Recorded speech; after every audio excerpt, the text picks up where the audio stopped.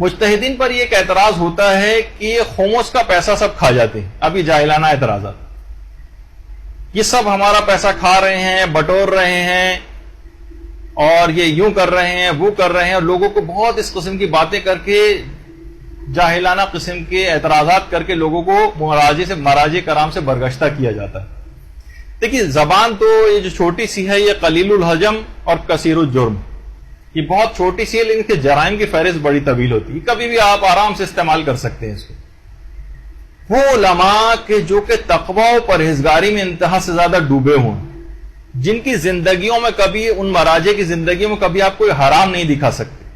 حرام تو چھوڑیے, مکروہ نہیں دکھا سکتے, مکروہ بھی چھوڑیے, نامناسب کام بھی نہیں دکھا سکتے ان کی زندگیوں میں. تو وہ اتنا بڑا گناہ کہ مال امام وہ سب لوگ ہڑپ کر جائیں. کب ان کو عبادات کی کوئی توفیق ملے گی, کب وہ توفیق ترک گناہ ان کو مل سکے گی, جو ان کی زندگیاں جس سے بالکل خالی نظر آ رہی ہیں. دیکھیے سیاستدان جتنے افراد ہمیں ان کو معاشرے میں نظر آتے ہیں جو ظلم اور حرام کا پیسہ کھاتے ہیں, ان کی زندگیاں گناہوں سے بھرپور نظر بھی آتی ہیں. وہ لیوش لائف اسٹائل ان کے نظر بھی آتی ہیں, وہ پیسے کو استعمال کرتے ہیں, وہ نظر آتے ہیں. اب ہم آپ کو چند چیزیں آپ کو دکھا رہے ہیں کہ آپ دیکھیے کہ ان کا طرز زندگی ان مراجع کرام کا کیا ہے. ان کا طرز زندگی انتہائی سادہ. امام خمینی, اب آپ ان کے اطراف میں مثلا کمرہ بھی دیکھیں, جس جگہ وہ تکیے وغیرہ رکھے ہوئے آپ کو نظر آ رہے ہیں, دیواروں میں دراڑ تک ہے. کوئی کہہ سکتا ہے کہ وہ شخص جو ایک لحاظ سے ہماری عام زبان میں ایران کا بے تاج بادشاہ تھا. یہ اگرچہ ان کے لیے مناسب نہیں اس قسم کے جملے کہنا, لیکن لوگوں کو سمجھانے کے لیے کیا چیز اس کے اختیار میں نہیں تھی. وہ اپنی زندگی کا معیار بہتر نہیں بنا سکتا. زمین پہ بیٹھ کے وہی دریاں, چٹائیاں, قالین ایران کے اندر ایسی جیسے آپ کے گھر میں چٹائیاں ہوتی.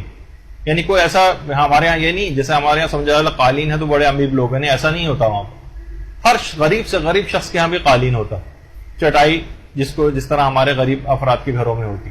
لیکن ان کی زندگیوں میں کچھ نظر بھی تو آئے. امام خمینی کو آپ دیکھیں, پیچھے جو دیواریں آپ کو نظر آ رہی ہیں, گھر میں بیٹھے ہوئے ہیں, دیواروں پہ بہت سی جگہوں پلاسٹر تک نہیں. یہ ان کی زندگیاں. آیت اللہ محسن الحکیم, ذرا ان کی آپ زندگیوں کو دیکھیے. کتابوں کے علاوہ کسی جگہ آپ کمرے میں کوئی ایسی آسائشی چیز بھی نہیں دکھا سکتے, صرف اور صرف جن کا ہر وقت قرآن و حدیث کے اندر اوڑھنا بچھونا. یہ دیکھیے آیت اللہ محسن الحکیم کا کمرہ, زمین کے اوپر بیٹھے ہوئے ہیں, وہیں وہ کیتلی رکھی ہوئی جس میں سے قہوہ وغیرہ نکال کے پیتے ہیں. وہ جو کوئی شیلف بھی نہیں ہے جس کے اندر وہ کوئی دوا, کوئی چیز, کوئی مہر, اپنی سب چیزیں رکھنے, بلکہ دیوار کا ایک کارنر سا باہر نکلا ہوا ہے اور اسی کے اوپر ہی اپنی چیزیں رکھی ہوئی. عام سادہ ترین زندگی. آیت اللہ حسین بروجردی, یہ دیکھیے ان کی زندگی, انتہائی سادہ ترین زندگی. وہ افراد کے جن کے پاس واقعی اتنا پیسہ پوری دنیا سے مال امام کا اور خمس کا آتا ہے, جس کو وہ تبلیغات اور مصارف دینیہ میں خرچ کرتے ہیں. جیسے پیغمبر کے پاس پورے جگہ تمام جگہوں سے آتا تھا, ائمہ معصومین کے پاس ہر جگہ سے جمع ہو کے آتا تھا, ان مصارف میں خرچ کیا جاتا تھا. اپنے اوپر نہیں خرچ کرتے تھے, ضروریات زندگی کے مطابق لیتے تھے, باقی سب عامت المسلمین پہ خرچ ہوتا تھا. آیت اللہ حسین بروجردی, ساتھ میں جو بیٹھے ہیں ملا تقی فلسفی. اچھا, اسی طریقے سے آیت اللہ فاضل لنکرانی, ان کے پاس کہیں کوئی چیز نہیں نظر آئے گی, کوئی عیش و عشرت والی چیز نہیں, صرف وہی کتابیں. آپ کوئی اور ایسی آپ چیز کسی جگہ سے نہیں نکال کے دکھا سکتے. آیت اللہ ثانوی. اس کے علاوہ یہ بھی آیت اللہ حسین بروجردی. اطراف میں دیکھتے ہوئے پتہ چل رہا ہے کہ سادہ ترین زندگیاں ان لوگوں کی تھیں, سادہ ترین. آیت اللہ علی آقا قاضی, جو آیت اللہ بہجت کے بھی استادوں میں سے تھے, اور آیت اللہ محمد حسین طباطبائی کے استادوں میں سے تھے عرفانیات کے. یہ ان کا گھر نجف.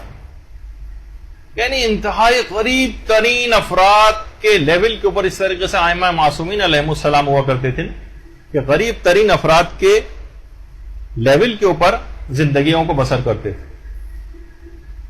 سیدھے ہاتھ سے دوسرے آیت اللہ میلانی, اور جس جگہ وہ بیٹھے ہوئے وہاں پہ بھی آپ دیکھیں دروازوں کے مثلا وہ شیشے تک ٹوٹے ہوئے.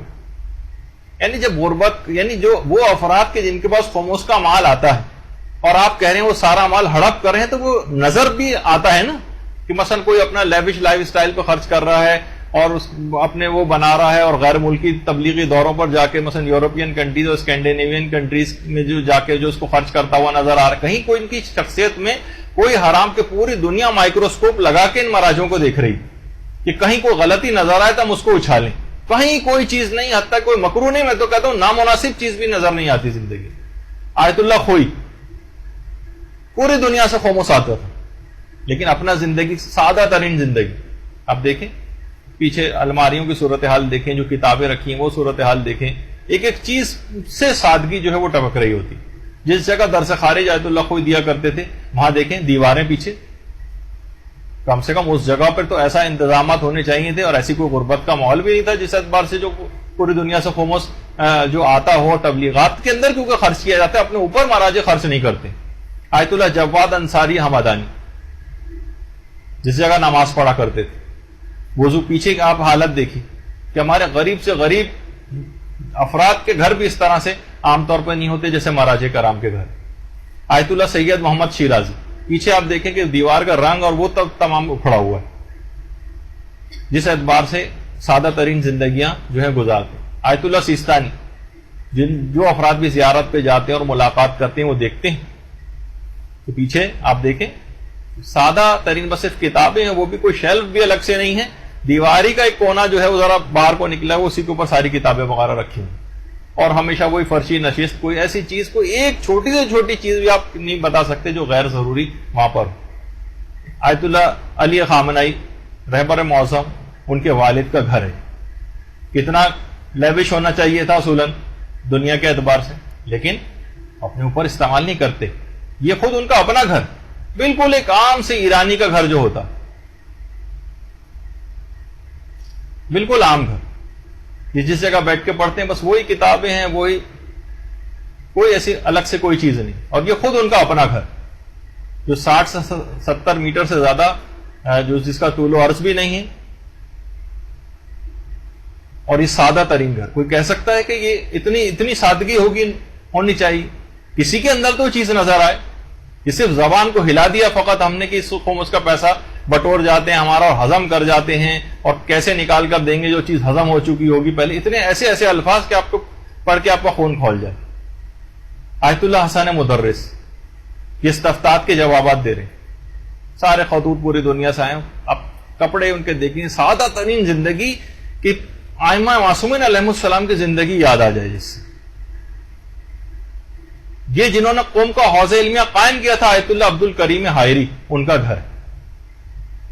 کوئی کہہ سکتا ہے جس نے قوم کا حوض علمیہ قائم کیا ہو کتنی بااثر, اس کی عام طور پر مراجع کی شخصیات بھی بااثر ہوتی ہیں, کتنے فائدے حکام وقت سے معاذ اللہ جو ہے وہ لے سکتے ہیں. جو کہ میں نے کہا تھا کہ اسلام کی سیاست الہیہ جو ہے وہ یہی ہے اس کے اندر کہ کسی کا محتاج نہیں ہونا پڑے, آپ کوئی آپ کو بلیک میل نہیں کر سکے, جو پیسے آپ کو دے گا کل کو اپنی شرطیں بھی رکھواتا ہے. پھر تو اسلام نے ایسا مضبوط سسٹم بنا کے دیا کہ مہاراجے نہ کبھی بکے ہیں, نہ جھکے ہیں, نہ کسی سے بلیک میل ہوئے, نہ ان کو کبھی مانگنے کی ضرورت پیش آئی. آیت اللہ عبد الکریم حائری کا گھر, یہ آیت اللہ دست غیب شیرازی کا گھر,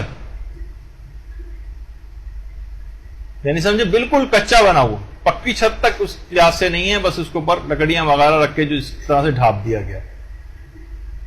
آیت اللہ باقر الصدر, پوری زندگی آپ کسی بھی عالم کو اٹھا کر دیکھیں. یہ آیت اللہ شیخ جواد تبریزی, سادہ سا گھر, وہی نیچے بیٹھے ہوئے ہیں, فرشی نشست, کوئی چیز ایسی نہیں ہے, بالکل ایک عام سا ایک گھر ایک غریب آدمی کا جو جس طرح سے ہوتا.